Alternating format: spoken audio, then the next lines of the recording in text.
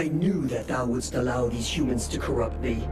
A dragon. You summoned a dragon. Ha! One of the few they were able to corrupt, and I turned it against them. Black Storm defeated it and imprisoned it here. It was trapped, like me. So now you turned it against me.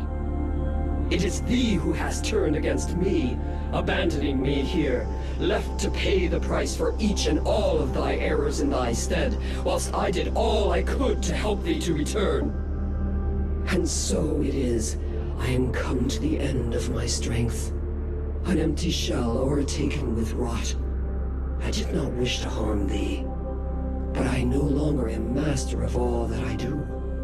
Is that why thou hast killed my companions? Is that why you killed my companions? The visions?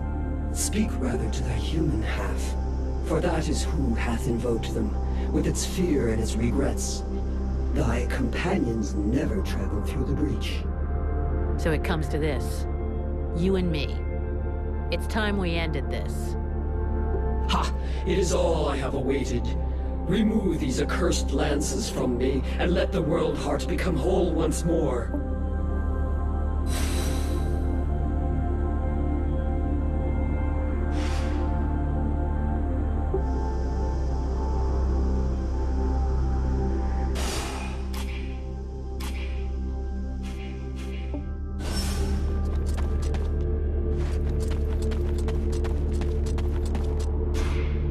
This is it.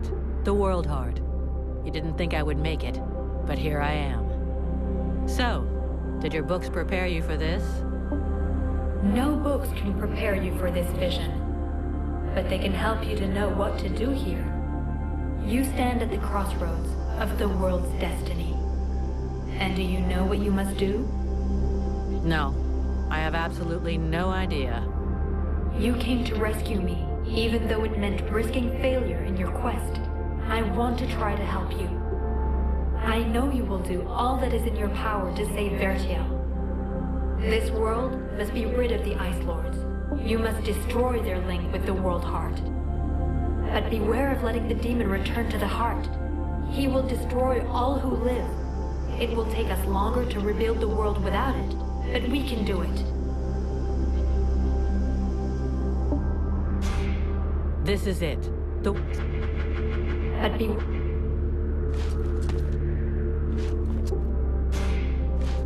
We're here, Ranvel. This is the World Heart. The knight congratulates his friend on the forthcoming victory. They were able to keep true to their quest, though the price was great. And now only one test remains. Only one last choice so that all will be resolved. The life of the knight has been spared by his friend.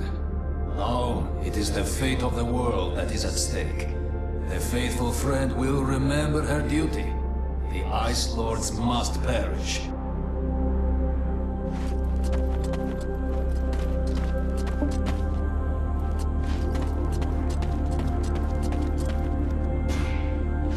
The World Heart.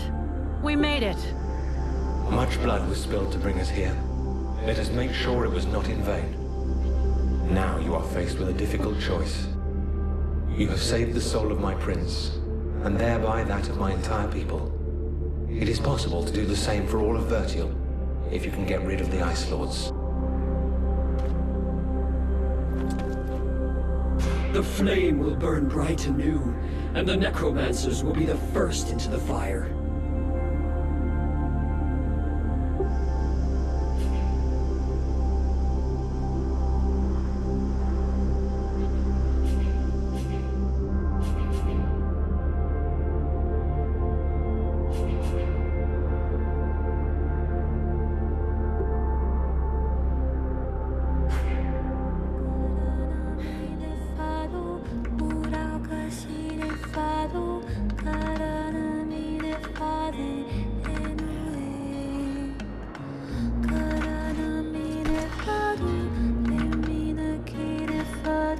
If I remove these spears, the Ice Lords will lose their power. But what will happen to Vertiel? Thy world is weary, all but extinguished. Nothing remains to be saved. It must be cleansed. But inside me is all the power necessary to regenerate my world. At the cost of mine? Do not think it.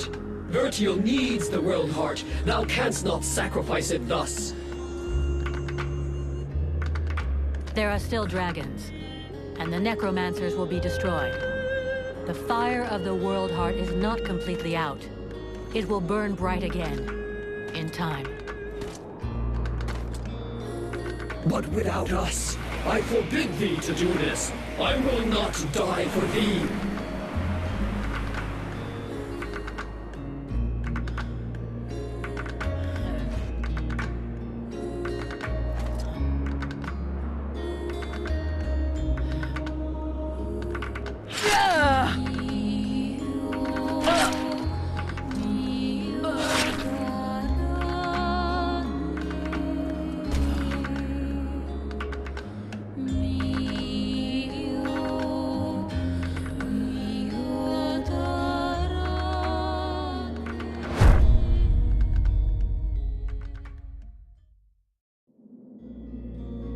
And so ends the tragic, though nonetheless heroic tale of Vulcan Half-Demon.